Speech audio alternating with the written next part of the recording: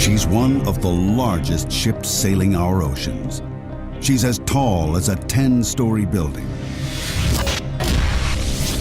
And in a year, she travels 2/3 the distance to the moon. Well, it's his job to keep out of my way, but he's not moving, you see. In 12 months, she carries nearly 200,000 containers, a cargo worth $4.5 billion. Cargo that must be delivered intact and on time. Yet this huge ship has a crew of only 22, who have to be ready for any conditions, any emergency. All ship personnel to your boat station. See any lights? And must be ready to defend their ship against desperate marauders, modern-day pirates. The Atlanta's mission? Transporting and protecting a mountain of very valuable cargo. Come, experience life aboard a maritime megastructure. Witness the mechanics and machinations of life at sea. Okay, I'll go ahead, thank you. Starboard 10. And visit the bustling ports that feed the ever-growing world of trade. Welcome aboard the OOCL Atlanta, a megaship, a true giant of the ocean.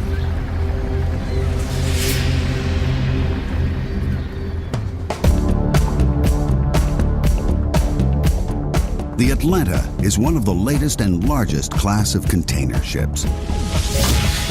Known as Post-Panamax, she and her kind are too wide to sail through the Panama Canal. If she were a naval vessel, she'd be the equivalent of an aircraft carrier with a crew of several thousand men. The Atlanta has a crew of just 22, ranging from a handful of ordinary seamen who work to keep the Atlanta shipshape at all times. 5 engineers keep the ship's engines, power plants, and operating systems up and running. And a team of 4 officers work in shifts around the clock. Junior officers stand watch and keep a close eye on the weather. Second Officer Law is responsible for navigation and communications. First Officer Jonathan oversees all the crew, the safety and daily running of the ship and all cargo load. At the team's head is a captain who's spent all his working life at sea. Starboard 10. Starboard 10. Captain Roger Llewellyn is a man with salt water coursing through his veins. And over the years, he's developed some interesting sleeping habits. One eye open, always. We sleep with one eye open because at 25, 26 knots, you've got to jump out and up there. Up there is the bridge, and that's where the sailor who never sleeps has spent most of his last 30 years. He's sailed every ocean on the planet and visited every nation that borders the sea. Right now, the Atlanta is in the Malacca Straits, heading from Port Kelang, Malaysia, to Singapore, then north to Hong Kong.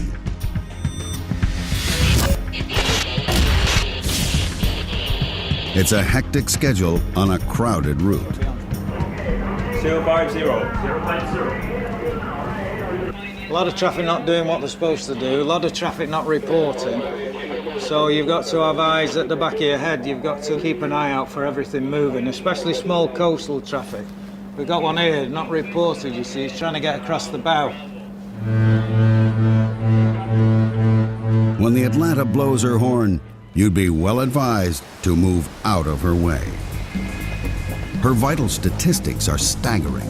From bow to stern, the Atlanta is 323 meters long. That's over 1,000 feet. In fact, if you could tip the Atlanta up on her bow, she'd edge out the Eiffel Tower. The area of her top deck is greater than 2 football fields. Fully laden, the Atlanta weighs more than 300 jumbo jets. On her normal route, she carries cargo from Southeast Asia to the west coast of America and back again every 42 days.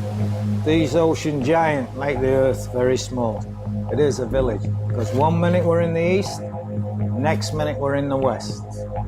Very little time between the two. So we're constantly plying the world with manufactured goods. Mega ships like the Atlanta help keep the wheels of global commerce turning. Over half the world's cargo is carried in containers. In 1 year, nearly 20 million containers are moved a total of 300 million times. It's a payload worth almost $5 trillion. The Atlanta may be loaded down, but she still has to be on time. She runs to schedule for thousands and thousands of miles. She'll arrive on time. In Singapore, containers are arriving from all around the region. Some have a date with the Atlanta. These transfers must be planned with military precision. It's a chain where a weak link means a cargo gets delayed, or even worse, lost. The bottom line, the cargo must be at port waiting when the Atlanta docks.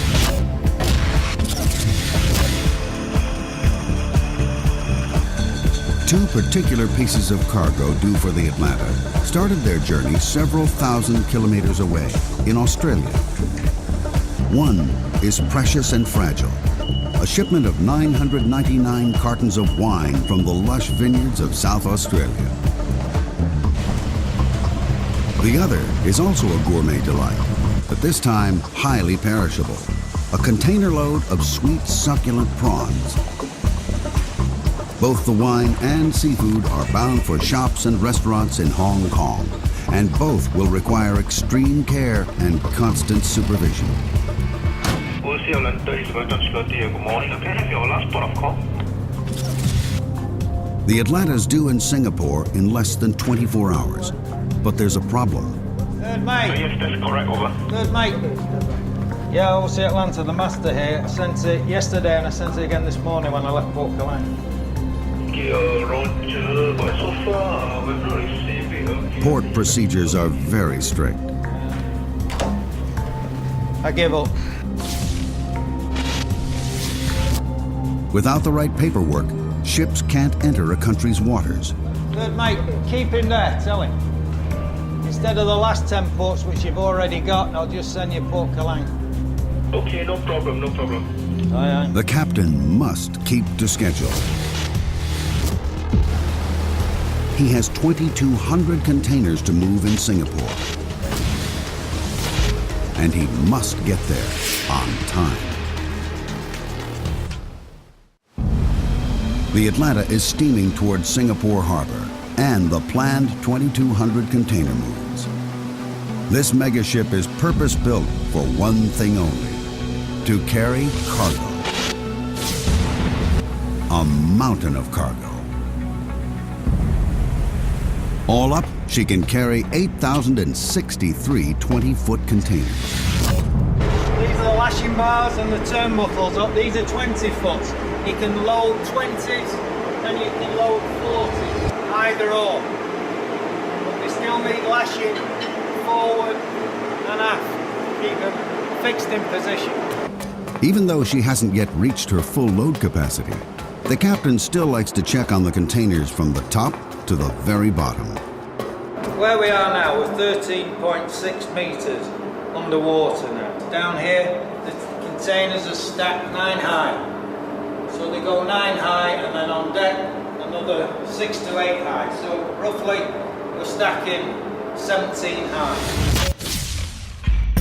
From the very bottom of the stack, over 13 meters below the water, the containers rise over 44 meters. On land, it would look like a city block rising 10 stories. If laid end to end, those containers would stretch further than an Olympic marathon, nearly 50 kilometers. A little over 40 years ago, it was a different story. Products like wine would have been transported in a variety of simple boxes, and moving frozen foods over long distances was simply out of the question. Then, in the late 50s, an American, Malcolm McLean, came up with an idea that would revolutionize world trade by packing all goods into modular containers similar in design and dimension. they could be easily transported anywhere in the world by road, rail, or sea. As the use of these containers has grown, so has the size of the ships that carry them.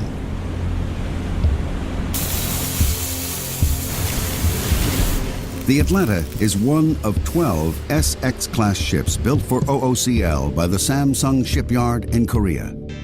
It took over 8,000 workers nearly 9 months to build her, at a cost of over $150 million. She is the largest ship ever built when she was contract. And she had been installed the largest main engine when available in that time. For the engine power he was given, for the speed he wants, he's done, for me, a great job. When first launched, the SX class held the world record as the largest container ship ever built.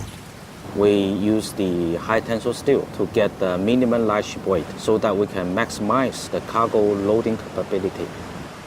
It's that combination of high tensile steel and the design of the hull that gives the Atlanta her enormous load-carrying ability.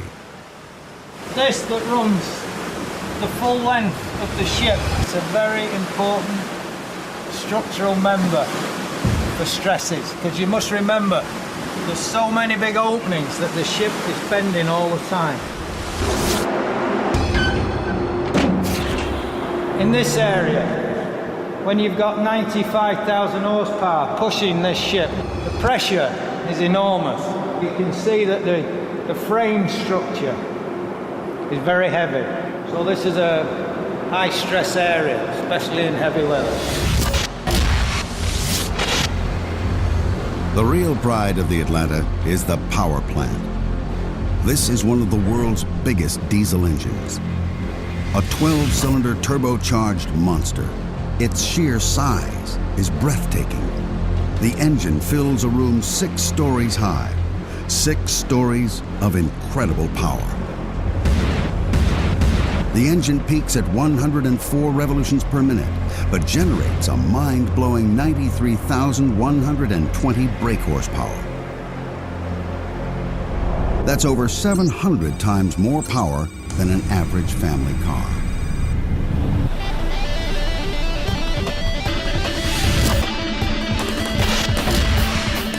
And all that power adds up to one thing: speed through the water.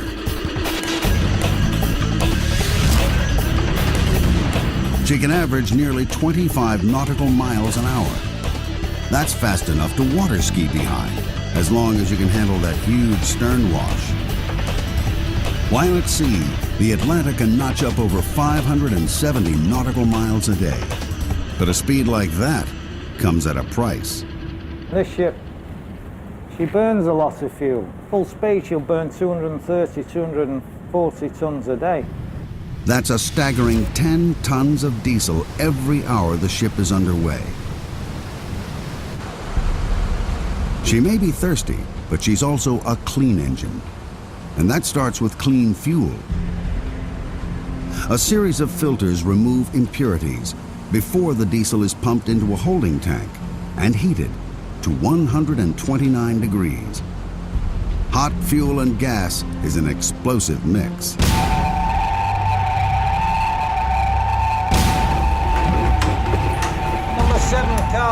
Number 7 cargo hold, the fire alarm's gone off.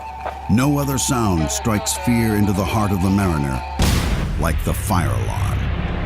Starboard side, bay 1, starboard side. Let me know. A fire at sea can spell disaster. A small spark can soon become a fireball. The crew have to be ready to act in an instant. In the ocean, you're on your own, you've got nobody. We've got no shore facilities, no emergency services. We just rely on our own training and our own emergency services. But a fire is the worst. In an emergency like this, First Mate Jonathan rallies the crew. The captain calls the shots. We are now proceeding forward for investigation. Aye, aye. On deck, please. Getting it right can mean the difference between survival and disaster. Both those are ready. Okay, I'm going to start the emergency fire pump. The crew have to work together closely. When the emergency pumps come on, they come on strong. Seawater is pumped onto a fire at a rate of over 4,000 liters per minute through high-pressure hoses. Training every Saturday afternoon, 2 hours of training every Saturday.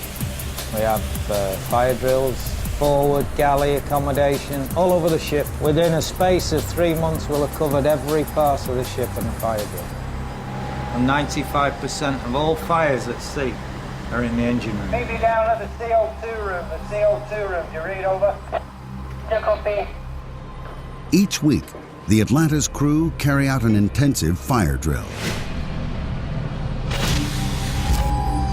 A fire in the engine room is the most dangerous of all and cannot be fought with water. Fighting an engine room fire requires a different strategy.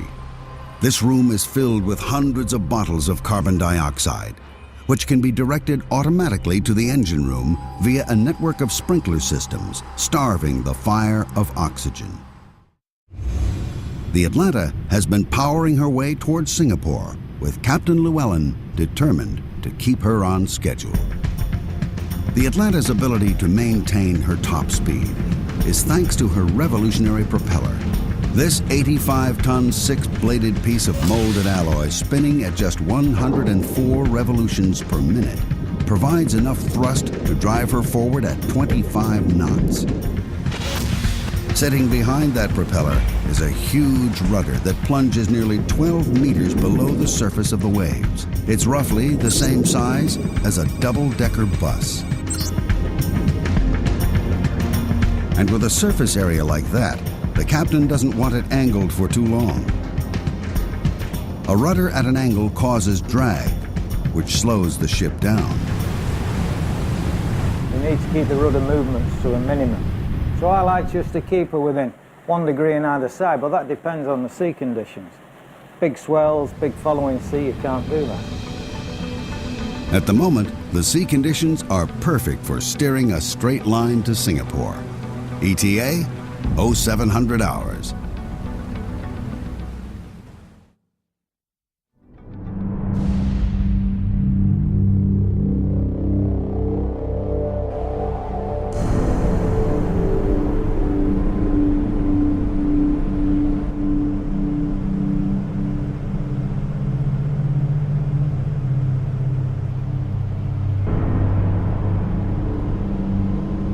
The first sign that the Atlanta's getting closer to port is the sudden increase in sea traffic. 1, 2, 3, 4, 5, 6. One of the problems with being a giant is avoiding the dwarves of the ocean. For the captain, arrival at port is one of the most stressful parts of the journey. He has to be ready to react in an instant. Well, it's his job to keep out of my way, but he's not moving, you see. He's still coming across. Now he's going round. Now he's going to come across my stern. It's going to be a long day for the captain and his crew. Getting into port is just the first hurdle. It's the end of, not the end of the working day, but it's because we got cargo work straight away after. But it's the end of the problems in the Singapore Straits. So we can relax a little. Engine tested head and stern. While the captain maneuvers the Atlanta carefully closer to port, 2,500 kilometers away, another key individual is frantically working behind the scenes. Eric Lee is the ship planner. At the head office in Hong Kong, he's using the latest in sophisticated cargo planning software. He calls all the shots when it comes to loading the Atlanta's 8,000 containers, and must make sure that every piece of cargo is ready and waiting. A miscalculation could prove costly. The worst thing is the ship is sitting at the terminal, berthing at the terminal without any work. We lost a lot. Eric isn't the only one who has to get his planning right. Captain Llewellyn must get to the port on time. But before he gets there, the busy waterways are going to get even busier. It's time to call in the assistance of a local expert, the pilot. Every harbor has its own secrets. Fast currents, changing tides, shallow waters. In a tricky maneuver, the Atlanta is about to pick up the man who knows these waters like the back of his hand. Samil Nair has been a pilot in Singapore port for over 20 years. Well, we trust him, but you got to watch what he's doing. So it's until you're actually tied up, you can't relax. Bringing this megaship into dock is the most dangerous maneuver of any trip. I'm dead slow at the moment. The chain of command is strict and involves as many as 12 key individuals. Starboard 10. Thank you, brother. Basically, I'm working closely with the captain, ship's captain, and he's using my expertise in ship handling and local knowledge to get the ship alongside. 314, steady, sir. Thank you. Dead slow ahead. Dead slow ahead. Sea Labrador, Pilot Labrador. We've got a tug coming out there. It's going to be made fast at the stern on the port quarter. This tug is about 4,000 horsepower and it's a fairly big, powerful tug. So basically I'm going to swing the ship around to starboard and then backing down into the berth. Stop engines. Stop. Engine. With main engines stopped, the tugboat Labrador is tied to the stern of the Atlanta on the port side. Then it's dead slow ahead. Atlanta bridge, gangway ready. Okay, Tango 1, OCL. Tango 1. Will be starboard side, long side, bridge to bow, 249 meters. 249. Okay, I see one of your crane is down. Can you check on the crane, please? Okay. Tango 3. Bigger the ship, the smaller the space, pilot. Yep. The bigger the ship, the Yep. smaller the space. Stop engines. Stop engine. Okay, Labrador, increase the full power. Yeah. At the stern is the Labrador, a 4,000 horsepower tug. Up front, the Atlanta's huge electric-driven bow thruster adds another 3,350 horsepower. All up, the pilot has over 7,000 horsepower at his command. By combining the pull of the Labrador at the stern and the power of the bow thruster, the pilot cleverly spins the Atlanta into position.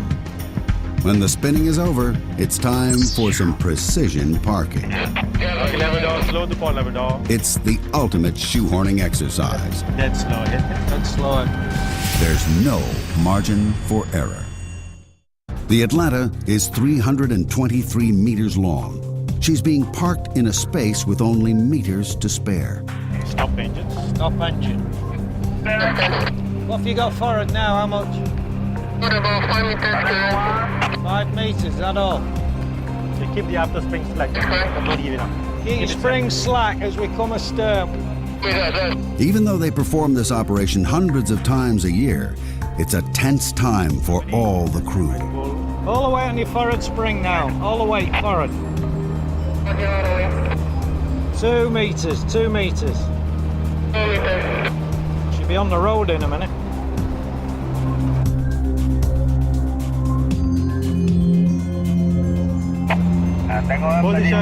In position, hold her there now, hold her on your spring. Another successful docking for the captain and Nair, the pilot.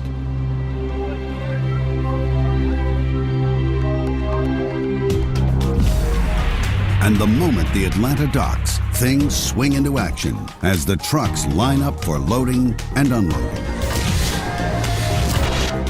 Singapore is one of the largest container terminals in the world, handling 17% of the world's total container trade. In 2004, over 20 million 20-foot containers passed through the port of Singapore. For every single ship, every minute in port counts. A total of 4 giant cranes start moving the Atlanta's containers at breakneck speed. The pressure is on.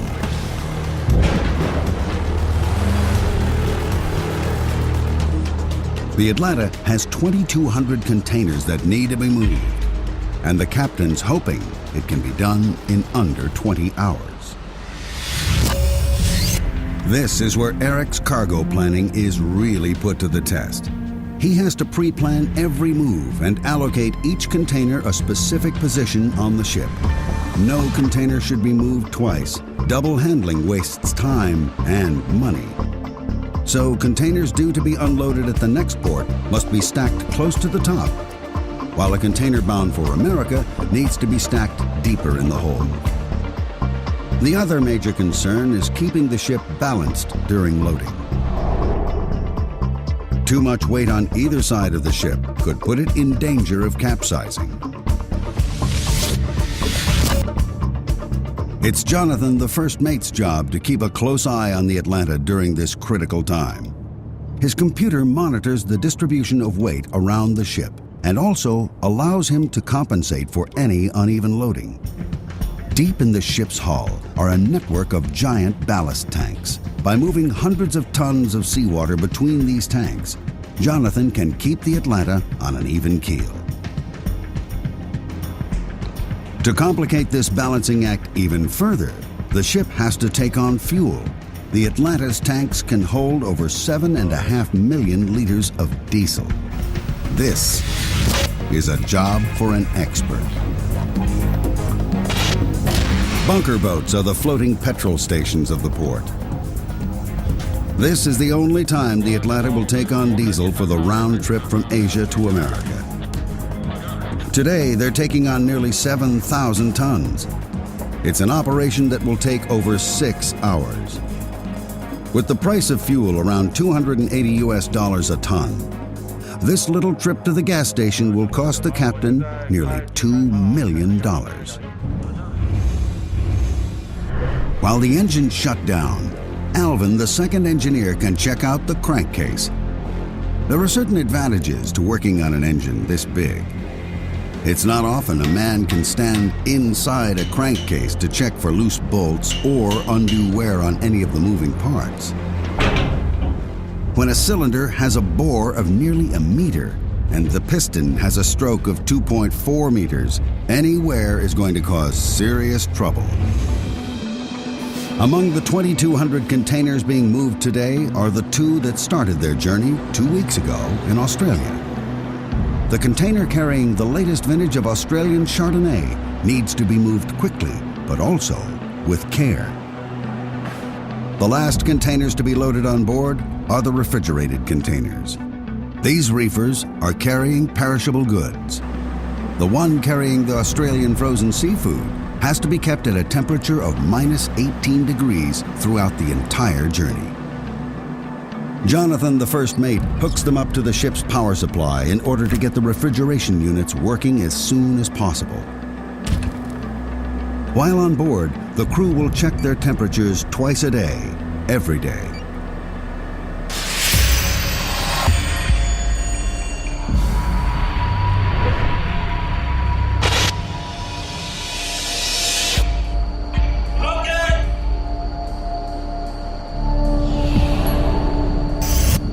Below decks, the crew go on a manhunt. At dock, there's always the risk of taking on extra cargo, human cargo. Stowaways looking for a free ride to the USA.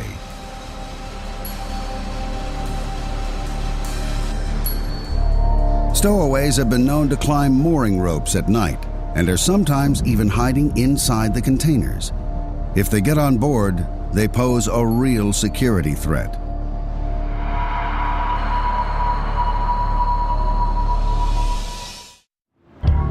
While the crews search for stowaways down below, up on the bridge, the officers are planning for the sea voyage ahead. It's the second mate's responsibility to plot the course. It's an intricate combination of old world tradition and new age technology. He does his initial plotting using charts, slide rule, and compass, and then transfers the data into a computer. The advanced software then links his data to the satellite navigation systems and radar. The result? The officers on the bridge can plot the ship's course and see any oncoming traffic, all in real time. Well, the beauty of that for me is you see where you are instantly. You see exactly where the ship is. And there's many times I have to be on my own, so I need to know where she is. A ship of this size, when she's drawing 13.6, 14 metres, we need to know exactly where she is. The search for stowaways below deck is complete, and the crew have given the bridge the all clear. Nearly 22 hours after first docking, all of the new containers are on board and are being secured for the long trip to Hong Kong. Each container is lashed to the rows above and below in a matrix which locks every single container rigidly in place. This ensures that none of the cargo, including those bottles of Australian wine, will shift if the Atlanta starts pitching in a storm at sea. A full 2 hours later than planned, but with all cargo on board and firmly secured, the Atlanta is ready to leave Singapore. Taking a giant out of port can be even more difficult than bringing one in. And of course, that clock has started ticking again. Coming in and out of port, we're under more stress than when we're sailing out in the open sea. And we got deadlines to meet, sailing schedules. They want us there at a certain time, we can't get there. And it all adds to your level of stress. Midships. As with arrival, Captain Llewellyn shares command with Zamil Nair, the pilot. In these confined waters, the bow thrusters get a full-blown workout. Nair uses all his experience. First, reversing the Atlanta before the tugboat with all of her 4,000 horsepower helps spin the Atlanta away from the docks and points her in the right direction. Steady as she goes. Single 4, pilot, single 4. Steady. Pilot, single 4. With the Atlanta slowly increasing speed and safely on her way, Nair now needs to meet up with another incoming ship.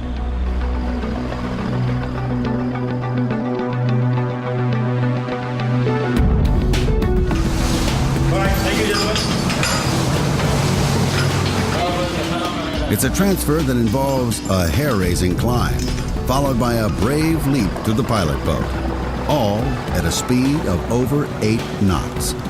One slip could be his last.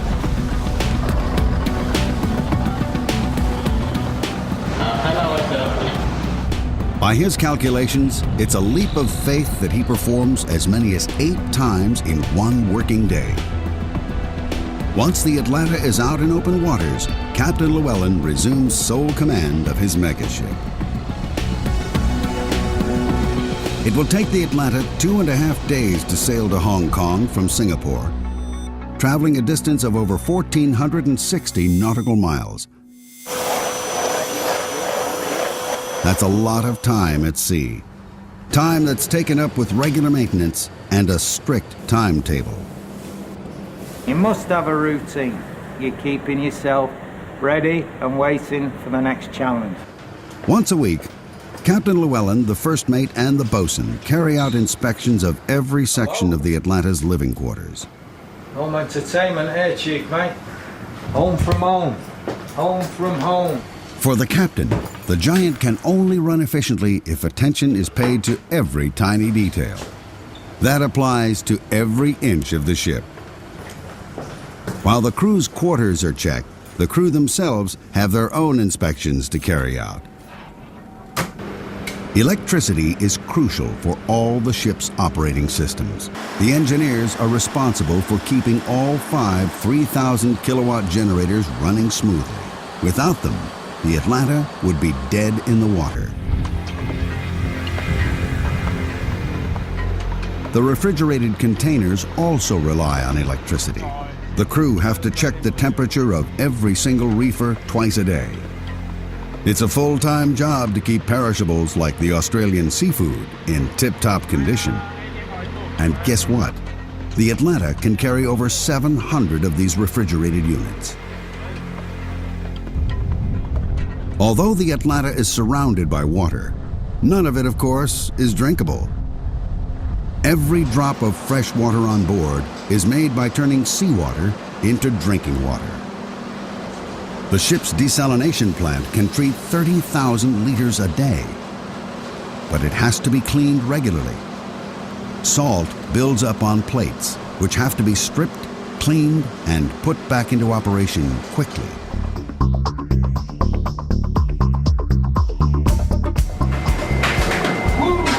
Hold it there. Another thing that's crucial to life on board is food, plenty of it, and it has to be kept fresh. The Atlanta has its own mini reefers in the living section. This is the veg room. This cook, he looks after everything absolutely perfect. He's one of the best I've been with. He sets everything out, he rotates, he keeps his storerooms immaculate. A key member of the crew who's hardly seen and seldom heard, but is crucial for harmony on board, is the cook. He orders and prepares all the food and has to come up with a menu that'll keep all 22 men of varied cultural backgrounds happy. 22 meals 3 times a day, 7 days a week. And he does the washing up.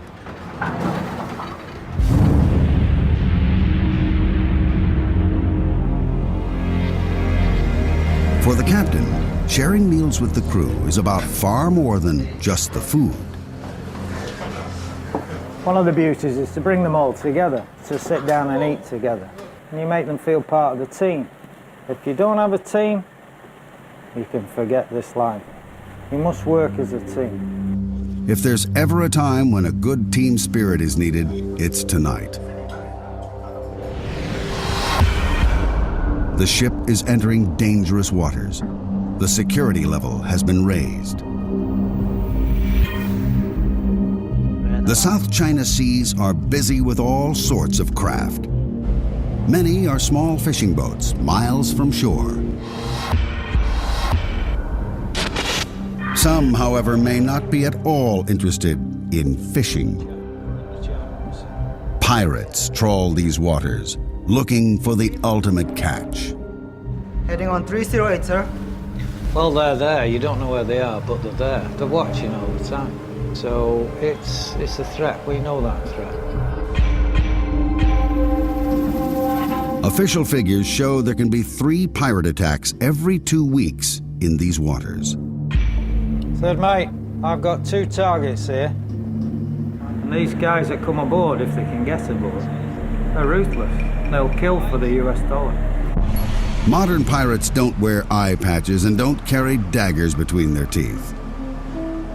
Today, they carry machine guns, AK-47s and M16s, and travel in high-powered speedboats. 252, 3 miles. We're a soft target. We're easy. We're not armed. We're just easy. They know that. Starboard 20. Starboard 20. Hello aft, hello aft. Bridge number 1 mechanic reporting. Yeah, this is Bridget. We've got a target now. He's moving at 32 knots. He's coming down the port side. If you see anything, let me know. This is the captain. All crew members to your pirate stations. All crew members to your pirate stations. The crew have to be ready to defend their ship. The pirates have one of 2 aims: either to take the crew hostage, or more commonly, to steal any money or valuables that might be on board. The pirates' strategy? Attack the ship's blind spot. They head for the aft deck. This is the lowest part of the ship and the most vulnerable. As I'm taking evasive action now, I'm going port 20. I'm going port 20. Midships, midships. If the captain can't outmaneuver the marauders, their only defense, high-pressured water cannons. Their only hope? Washing the attackers into the sea before the pirates can get aboard.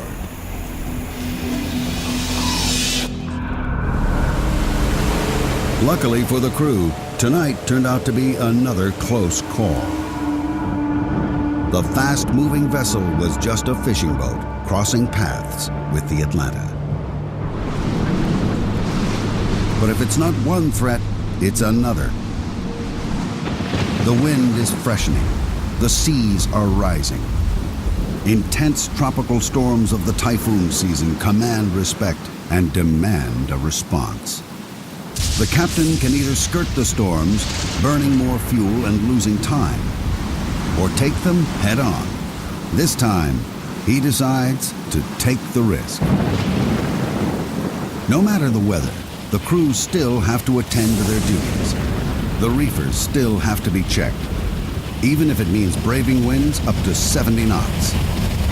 It's in conditions like these that the power supply to the reefers could fail, spelling disaster for our precious cargo of Australian seafood. At the moment, the reefers are still working. Storms can severely reduce visibility, but heavy rain also plays havoc with navigation equipment. The squalls create unreadable blotches on the radar screen. The danger: there are times when the crew of the Atlanta are almost sailing blind.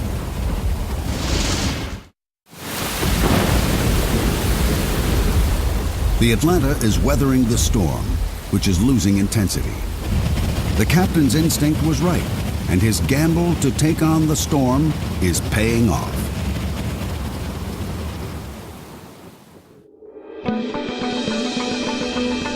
But now, she still has to make Hong Kong by midnight. The rest of her journey depends on it.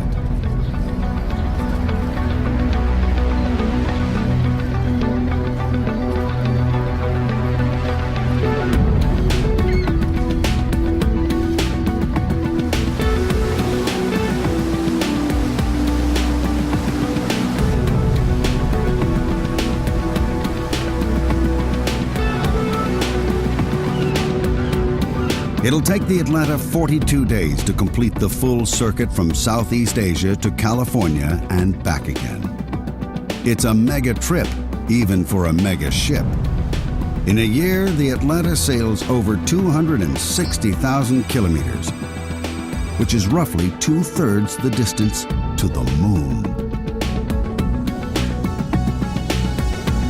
5 miles to our next waypoint. And next 5 miles. Yeah, 313. 313, I Yes. heard. Our megaship, the size of an aircraft carrier, now has to navigate Hong Kong's congested waters. Starboard 10. At night, the bridge is not only the brains of the ship, it also becomes the Atlanta's eyes and ears. 350, 2 miles. Stopped. When a vessel registers on the Atlanta's radar, it's identified by a number, and its direction and speed can be tracked by those watching from the bridge. It's another crucial piece of technology that helps a mega ship maneuver gracefully into a mega port.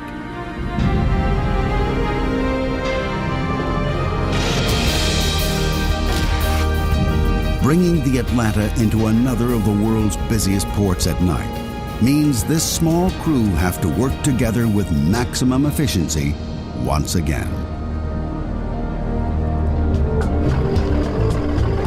It's just before midnight.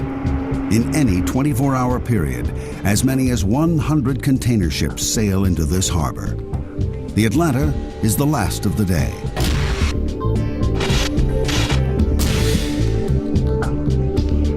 As at all the ports on the Atlanta's route, space at the dock is tight. Container ships bustle for space in this incredibly congested harbor. In a year, over 22,000 container ships move over 20 million 20-foot containers through this port. Once alongside, the winches take up the slack. The last thing anyone wants is 2 megaships wrestling for space. After more than 2 weeks of travel, this is the final destination for 2 particular pieces of cargo.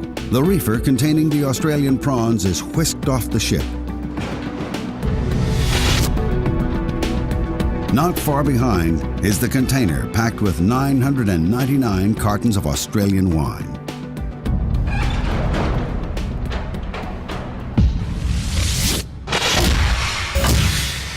The containers carrying both the prawns and wine reach a cargo warehouse.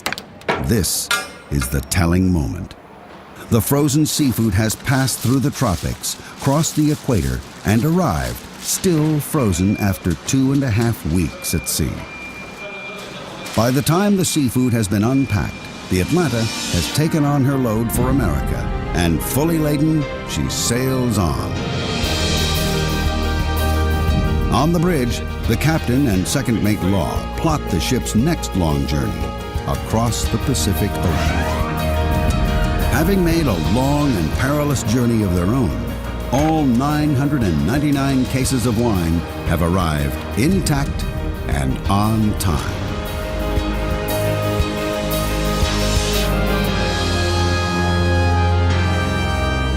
In a year, the Atlanta will carry over 185,000 containers at an estimated value of over $4.5 billion.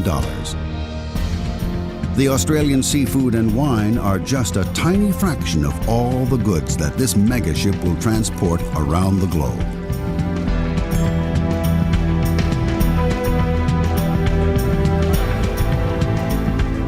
The Atlanta won't dock in California for another 10 days, giving some of the crew a chance for a well-earned break. Don't eat everything, right? Save us some food. Although he may not be at the helm in years to come, Captain Llewellyn, the sailor who never sleeps, trusts his young crew will be ready to steer the course of the megaships of the future. The satisfaction I get is knowing that the boys will be taking from what I've given them, and hopefully carry on running a safe, happy, well-run ship.